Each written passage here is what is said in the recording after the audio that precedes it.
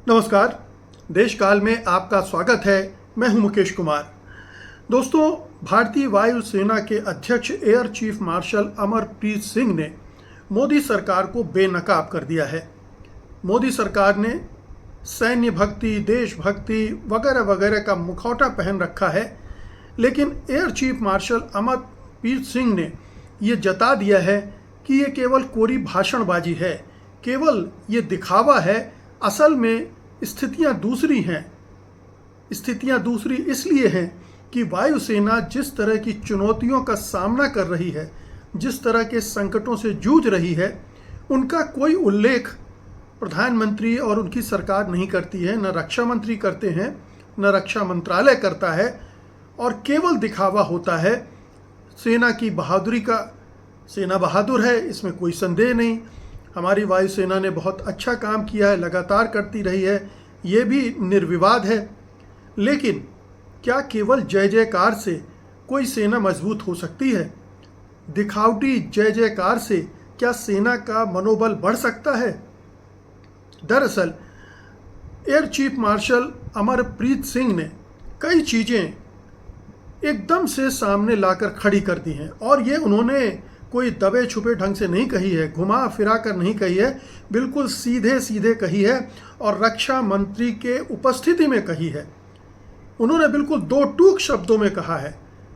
इस पर मैं आऊँगा कि क्या कहा है, लेकिन पहले इस पर गौर करें कि उन्होंने ऐसा समय क्यों चुना जब अभी अभी युद्ध विराम हुआ है, मुश्किल से 3 हफ्ते गुजरे हैं, और air chief marshal Amarpreet Singh बहुत सारे गंभीर सवाल खड़े कर रहे हैं। ये समय बहुत सारे लोगों को लगेगा कि ये तो बड़ा नाजुक समय है। इस तरह के प्रश्न इस समय उठाने चाहिए या नहीं उठाने चाहिए, जब ऑपरेशन सिंदूर चल रहा है मोदी सरकार के मुताबिक। वैसे तो हम देख रहे हैं कि वो क्या चल रहा है, नहीं चल रहा है, लेकिन घोषणा के तौर पर वो चल रहा है। तो जब युद्ध का दौर चल रहा हो, तब क्या air chief marshal Amarpreet Singh को ऐसा बोलना चाहिए? और अगर बोलना चाहिए तो उन्होंने बोलकर कितनी महत्वपूर्ण बातें की हैं, इस पर गौर करना चाहिए। एक तो सवाल यह है कि उन्हें बोलना क्यों पड़ा। उन्हें बोलना इसलिए पड़ा कि पाकिस्तान के साथ युद्ध में वायुसेना को जो चुनौतियां पेश आई हैं, वो उनको कालीन के नीचे दबाना नहीं चाहते हैं, जो कि अक्सर रक्षा मंत्रालय और सरकारें करती आई हैं। वो उन समस्याओं की बात नहीं करती हैं जो हमारी फौज झेल रही है, जिनका सामना कर रही है। बस महिमा मंडन करके मान लेती है कि उसका काम पूरा हो गया। भाषण से युद्ध नहीं लड़े जाते, ना ही सेनाओं के मनोबल को ऊपर रखा जा सकता है। उसके लिए चाहिए होता है युद्ध का साजो सामान, गोला बारूद, युद्धक विमान, तमाम तरह की जो वारफेयर की ज़रूरियात हैं उनको पूरा करना, चाहे वो थल सेना हो, चाहे वायुसेना हो, चाहे जल सेना हो। सारी सेनाओं को आधुनिकीकरण करके आप मुकाबला कर सकते हैं। और ख़ास तौर पर ऐसे समय में जब ये स्पष्ट हो गया है कि पाकिस्तान की एयरफोर्स काफ़ी मजबूत हो रही है चीनी युद्धक विमानों और मिसाइलों के दम पर। अब उसे अगस्त में अत्याधुनिक स्टेल्थ फाइटर जेट की डिलीवरी मिलने वाली है, और हमारे पास अभी फाइटर जेट की डिलीवरी 2036 के आसपास आ जाए तो आ जाए। उसकी मतलब खरीदने की योजना भी अभी नहीं बनी। तो ये बहुत बड़े बड़े चैलेंज हैं जो इस युद्ध ने सामने ला दिए हैं। और फिर चीन से मुकाबला ही अलग है। अगर चीन से लड़ना पड़े तब क्या होगा? चीन की तो डिफेंस इंडस्ट्री इतनी बड़ी हो गई है कि अब वो दुनिया भर को युद्धक विमान बेच रहा है, मिसाइल्स बेच रहा है, और दूसरे सिस्टम्स जो वारफेयर के होते हैं वो बेच रहा है, और वो भी 5th जनरेशन के। हमारे पास 4.5 जनरेशन के। और वो 6th जनरेशन पर काम शुरू कर रहा है। तो ऐसी सूरत में air chief marshal Amarpreet Singh ने बहुत एक ऐसी दुखती रग पर हाथ रख दिया है जिसको हमारी सरकारें दबाकर चलती हैं। उन्होंने ये भी जाहिर कर दिया है कि इन 11 सालों में मोदी सरकार ने सेना के लिए कुछ भी नहीं किया है। वायुसेना में सिवाय वो जो 36 राफेल विमान खरीदे गए थे 2016 में, जिनको लेकर इतना विवाद हुआ, जिनके खरीदी में भ्रष्टाचार के आरोप लगे, अनिल अंबानी को उपकृत करने का आरोप लगा और 3 गुनी कीमतों में वो विमान खरीदे गए, ये भी स्पष्ट हो गया। उसके अलावा इस सरकार ने वायुसेना के आधुनिकीकरण के लिए कुछ भी नहीं किया है। बस गाल बजाती रही है कि हमें इंडिजिनस डिफेंस इंडस्ट्री को मजबूत करना है, डोमेस्टिक प्रोडक्शन को बढ़ाना है और उसके बूते पर हमारी सेना आगे बढ़ेगी।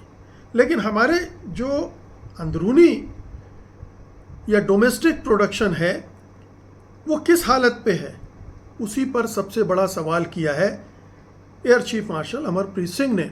उन्होंने बार बार कहा, उन्होंने क्या कहा? उन्होंने कहा कि हमें समय पर डिलीवरी नहीं मिलती है हथियारों की। उनका मतलब फाइटर जेट्स से था, वादा कर दिया जाता है और हमें पता होता है कि ये टाइम पर नहीं मिलेगा। तो एक तरह का छलावा, एक तरह का धोखा रचा जाता है। अब भारत की वायुसेना के लिए सैंक्शनड स्ट्रेंथ है 42 स्क्वाड्रन, उसके पास है 31 स्क्वाड्रन। आप सोच लीजिए कि 11 स्क्वाड्रन का शॉर्टेज पहले से है और ये माना जा रहा है कि हमें दरअसल हमारी ज़रूरत 60 स्क्वाड्रन की है, 42 की सैंक्शनड है और है हमारे पास 31, मतलब हमारे पास आधी संख्या में विमान है। संख्या के लिहाज से विमान पहले कम है, मैं टेक्नोलॉजी की बात में करता हूँ। यहाँ तक कहा जा रहा है कि भारत के पास ट्रेनर जेट भी नहीं है। अब सोचिए कि वायुसेना से हम बड़ी उम्मीदें करते हैं, लेकिन उसको जो बुनियादी ज़रूरत है वही पूरी नहीं की जा रही है और ये लगातार जो योजनाएं हो रही हैं वो सामने आ रही हैं। तो ये इस लिहाज से एयर चीफ मार्शल का बयान बहुत महत्वपूर्ण है कि उन्होंने सार्वजनिक रूप से ये बात शेयर की, एक ट्रांसपेरेंसी रखी देश के सामने कि जो सरकार बता रही है वो यकीन के लायक नहीं है। फौजी मैं हूँ, एयर फोर्स को मैं हेड कर रहा हूँ और मैं बता रहा हूँ कि ये स्थिति है। ये एक पारदर्शिता उन्होंने देश के साथ बरती जो सरकार नहीं बरतती। दूसरा, उन्होंने अकाउंटेबिलिटी का मामला भी उठा दिया है कि भारत सरकार, मोदी सरकार अकाउंटेबल नहीं है। वो कहती कुछ है, करती कुछ है, वादे कुछ करती है, वो पूरे नहीं होते। जो टाइमलाइन है डिलीवरी की वो लगातार बढ़ती चली जाती है, पीछे खिसकती जाती है और कॉस्ट भी एस्केलेट करती जाती है, बढ़ती जाती है। तो सेना को जो चीज़ें चाहिए उसे समय पर मिलती ही नहीं है। अब ऐसे में अगर मान लीजिए ऑपरेशन सिंदूर एक बार फिर से शुरू हो जाए, जैसा कि प्रधानमंत्री कह रहे हैं कि न्यू नॉर्मल है, ऑपरेशन सिंदूर चल रहा है, हम युद्ध की स्थिति में ही हैं, और एक कोई आतंकवादी घटना और हो जाए तो भारत, मोदी सरकार वायुसेना से कहेगी अटैक। लेकिन वायुसेना क्या करेगी?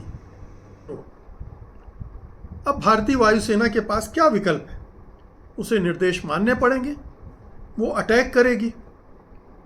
लेकिन पाकिस्तान की वायुसेना बहुत मजबूत हो चुकी है चीन के दम पर। न केवल उसके जो फाइटर जेट्स और मिसाइल जो चीनी हैं वो बहुत कारगर साबित हो रहे हैं, बल्कि चीन ने जो अपने 40 सैटेलाइट इस इलाके में तैनात कर रखे, उनसे जो इंफॉर्मेशन मिलती है और जिस गति से मिलती है और उस पर उसके युद्धक विमान एक्शन में आते हैं, उसका मुकाबला भारतीय वायुसेना के करने के लिए मुश्किल हो रहा है। तो ऐसी सूरत में होगा क्या कि पाकिस्तानी सेना हो सकता है हमारे कुछ और विमानों को नुकसान पहुंचा दे। इस बार हमारी वायुसेना को एक झटका लगा है। भारत सरकार स्वीकार करे ना स्वीकार करे, लेकिन ये एक धारणा बन गई है कि हमारे कुछ विमानों को नुकसान पहुंचाया गया, जिसमें राफेल भी है, और उससे वायुसेना की प्रतिष्ठा पर भी आंच आई है। और अगर ये दोहराया जाता है तो जाहिर है कि उस प्रतिष्ठा में और कमी आएगी, और इसका असर वायुसेना के मोराल पर भी पड़ता है, मनोबल पर भी पड़ता है। और ये भी नहीं भूलना चाहिए कि वायुसेना के अंदर भी एक किस्म का असंतोष है इस सरकार के कामकाज को लेकर, रक्षा मंत्रालय के कामकाज को लेकर, उसके फैसले लेने की प्रक्रिया को लेकर, जिसमें देर पर देर होती जाती है। करप्शन का मामला अलग है।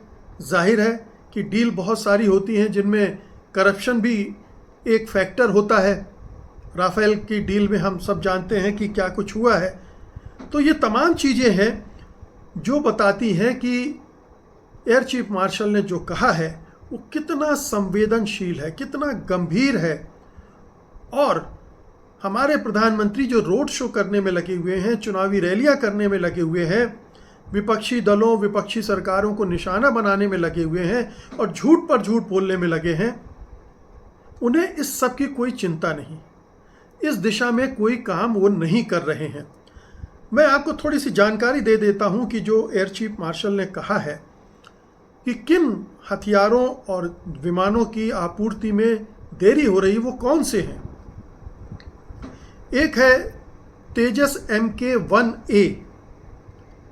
ये जो तेजस हमारे पास है अभी, MK-1, उससे एडवांस्ड, ये हिंदुस्तान एरोनॉटिक्स लिमिटेड ने ये विमान विकसित किया था और वो आगे उसको और बेहतर करने की कोशिश कर रहा है। उसमें AESA राडार, बेहतर इलेक्ट्रॉनिक्स और हथियार प्रणाली शामिल होंगी। देरी का कारण क्या है? देरी का कारण है कि इसका इंजन जो है GE404, उसकी सप्लाई में देरी हो रही है। और ये इंजन कहाँ से आना है? अमेरिका से। अब ये सरकार की जिम्मेदारी है कि HAL को ये समय पर आपूर्ति करवाए ताकि HAL सेना को जल्दी डिलीवर करे।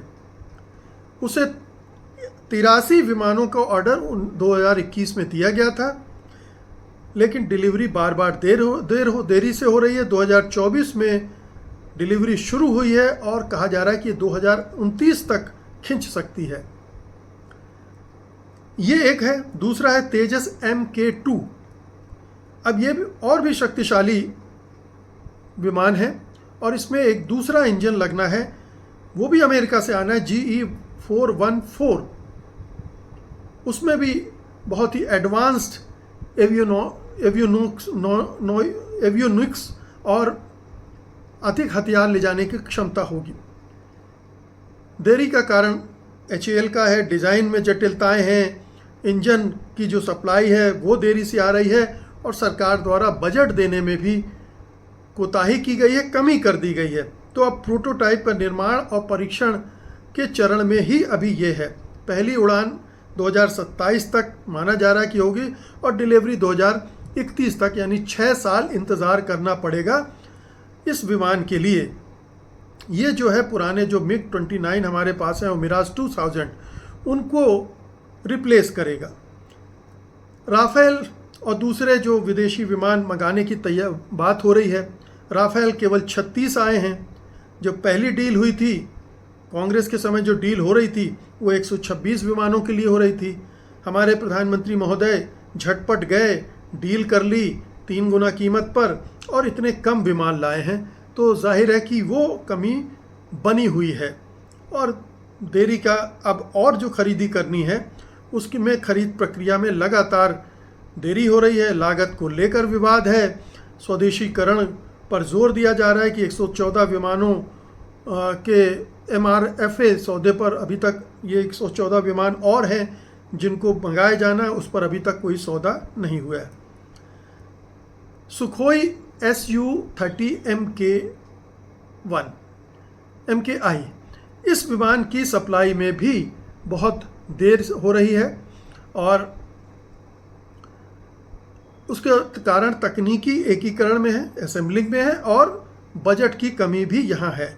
और एक और बड़ा महत्वपूर्ण प्रोजेक्ट हमारा है एडवांस्ड मीडियम कॉम्बैक्ट एयरक्राफ्ट का, जो कि बहुत ही मंथर गति से चल रहा है, आराम से चल रहा है। इसमें बहुत सारी विशेषताएं हैं। ये स्टेल्थ टेक्निक पर आधारित है और ये जो अभी चीन दे रहा है पाकिस्तान को, उस टेक्निक पर ले जाने की बात है, एडवांस्ड है। ये हमें तुरंत चाहिए।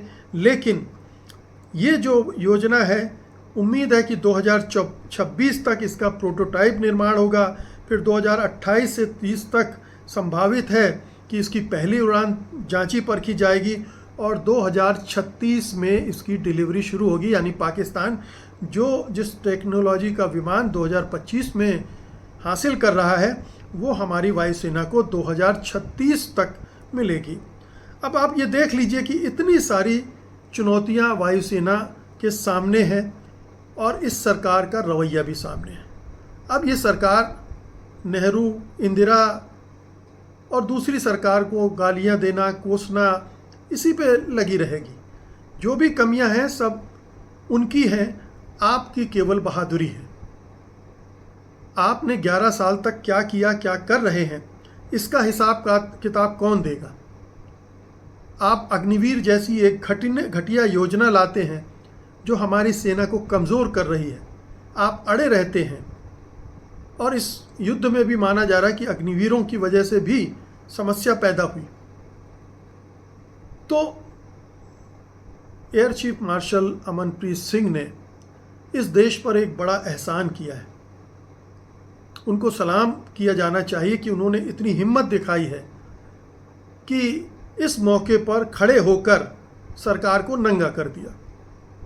सरकार को वो चीज़ें बता दी, दुनिया को, देश को वो चीज़ें बता दी जो मोटे तौर पर पर्दे के पीछे रहती हैं। उनको छिपा कर रखती है सरकार, अपनी नाकामियों को, अपनी लापरवाहियों को, अपनी नाकाबिलियत को, नालायकी को छिपा कर रखती है। लेकिन एयर चीफ मार्शल ने उसे सार्वजनिक कर दिया, पब्लिक कर दिया।